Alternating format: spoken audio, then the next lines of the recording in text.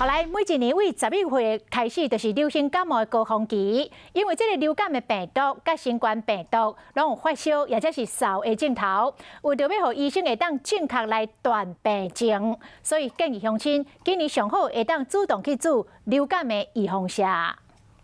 疾管署宣布10月初5开始注流感的疫苗。往年拢是老大人或者是讲还未读册幼囡仔意愿较悬，但是有医师认为流感和新冠病毒所引起的症状有了同款，为着让医师会当更较精准的诊断，今年上好是安尼做。一旦 COVID-19 来流行的时候，我们就会知道有打过流感疫苗的人。绝大部分都不会得到流感。流感和新冠病毒拢会致使患者出现亲像是发烧、咳嗽。安尼就要更加注意2点，一点就是流感常常出现的筋肉酸痛，还有新冠病毒所引起的互鼻仔袂当鼻味。医师表示，有的时候会合并腹泻跟